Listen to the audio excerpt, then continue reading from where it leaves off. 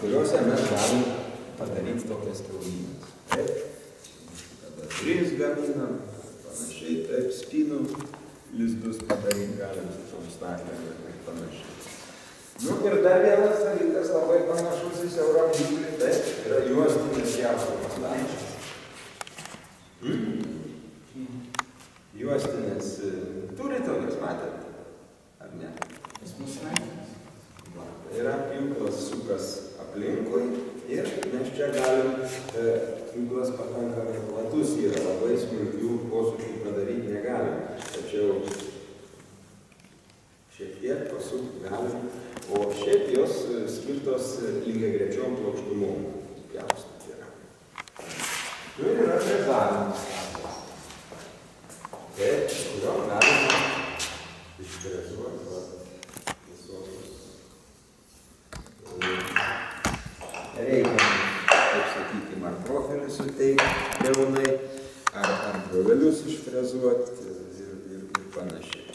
Tai frezas ir gamina. Nu ir šiek tiek apkrautos yra skersinių pjaustymo staklės. Su šitom staklėm mes susipjauname tas pagal ilgį. Kokio ilgio mums reikia. Taip? Sakykime. Ir jos paprastai labai yra rankinės, be jokių gudrybių. Taip? Jeigu mums reikia labai ilgą lentą pasidėti. Va čia yra toks vežimėlis, ritinėlė, ilga lenta. Ji labai lengvai važiuoja į vieną pusę, į kitą per tos ritinėlius. Taip? O pats pjovimas vyksta labai paprastai. Visas valdymas yra prie rankenos. Taip? Mes paspaudėme.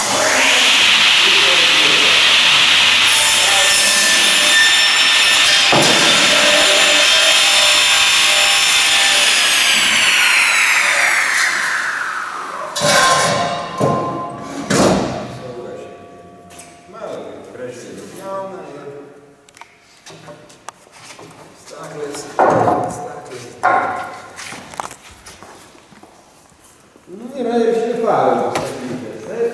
Tai juostinės šlifavimas staklės. Vienos horizontalios, kitos vertikalios, taip? Jeigu mums reikia, mes galim pasisukdiniuoti, kampus šlifuoti, panašiai, taip?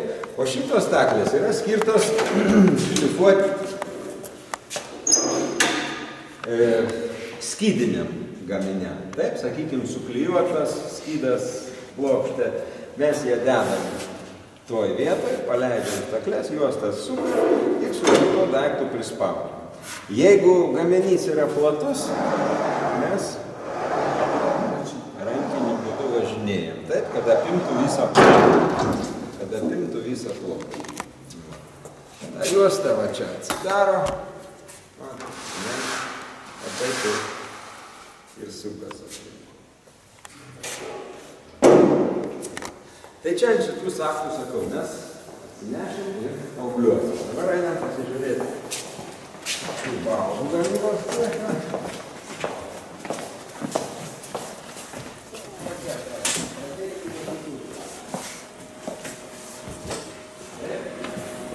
Tai yra formatinės pjaustymo staklės skirtas irgi skydiniam gaminiam pjaustyti. Taip?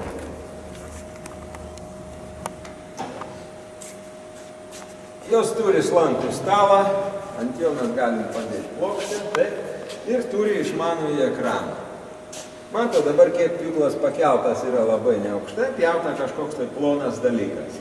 Mes jeigu norim pakelti, paspaudžiam mygtuką ir nuspaudžiam skaičiukus. Užsidega lemputė ir pjūklas pats išvažiuoja aukščiau. Taip?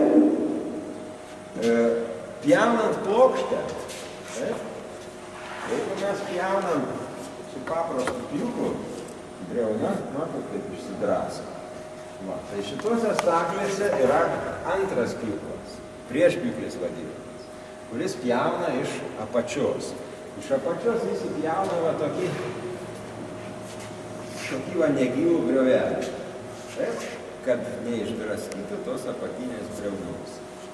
Tai aš jums pademonstruosiu šitą dalyką. Taip, paleidžiu. Prieš judrį, matot, iki to.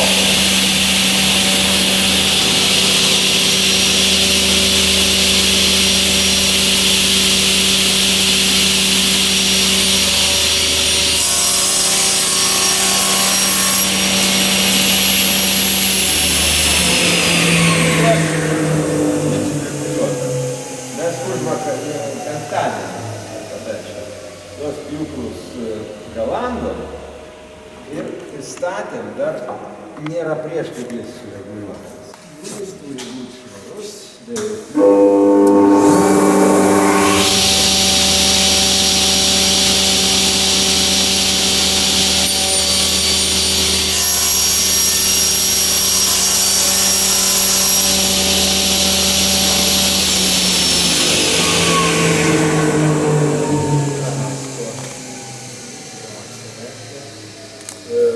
reiškia priešpjūklis yra nesuderinamas su pagrindiniu pjūklu.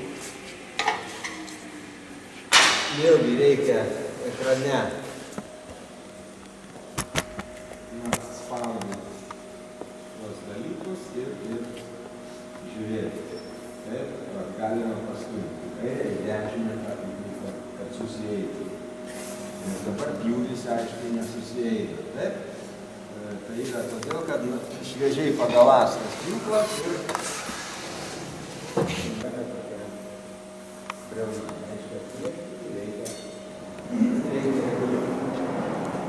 šitos staklės yra naudojamos, kada reikia nelabai daug ir nedidelių staklės. Padėti ant žemės siurbtukai, kurie plokščia prisiurbia, mes pasistatėm ant staklių ir dirbam. Pačios staklės, sakykim, yra stalas, matot, tai kultūrinis.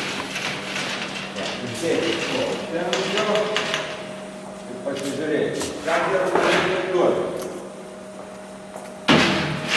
Dabar kol kas nieko, ne, nes jie labai lengvai įsminga. Tačiau,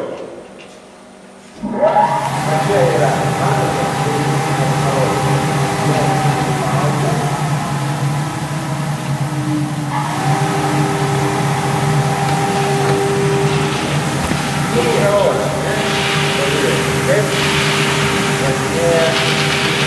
lengvai užduoda. Ką čia su tom? Nu, tai čia dabar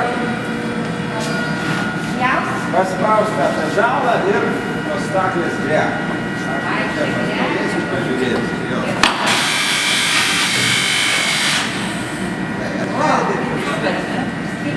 Jo, ir skulėjai yra. Jeigu nori, dar kartelį gali pabandyti. Toliau pastumti, kad grąžtas.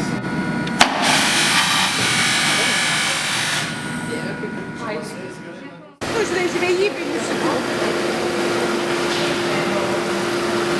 O tada čia nereikia, nes man čia labai... Apačioj baseiną turbūt. Nu, apačia, kodėl? Ai, iš tikrųjų.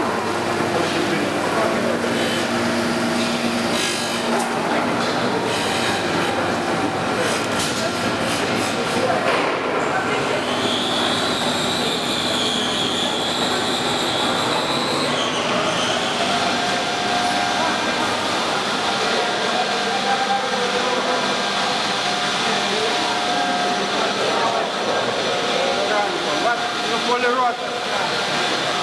Dar nebaigtas. Depoliravimo pasas. Tik tai su aparatu.